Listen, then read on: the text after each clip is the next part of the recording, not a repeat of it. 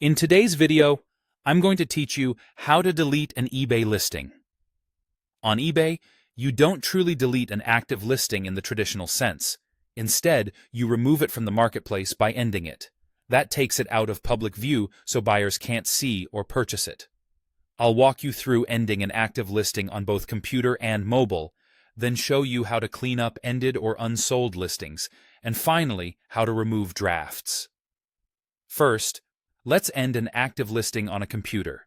Sign in and head to Seller Hub, then Listings, then Active. If you don't use Seller Hub, you can go to My eBay, then Selling, then Active. Find the item you want to take down, tick the checkbox next to it, and open the Actions menu or the drop-down. Choose End Listing or End Item and follow the prompts to confirm. Once confirmed, that listing is removed from public view. Buyers won't be able to find it, and it won't be available for purchase. This is the standard and recommended way to take a live listing down. If you plan to relist later, remember that ending a listing preserves its details so you can easily bring it back when you're ready. If you're using the eBay app, the process is similar. Open the app and go to your Selling or My eBay section. Locate the active listing you want to remove. Tap the three dots or More Actions for that item, select End Listing, and confirm. The result is the same. The item is no longer live on the marketplace. This is handy if you're on the go and need to pull a listing quickly.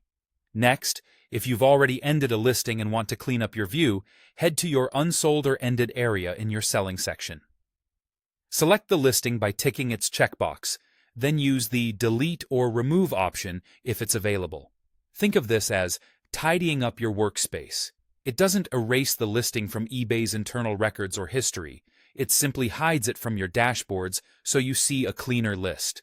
Finally, let's delete from your drafted listings. Go to Drafts, select the checkboxes for any drafted items you no longer need, and click Delete Drafts.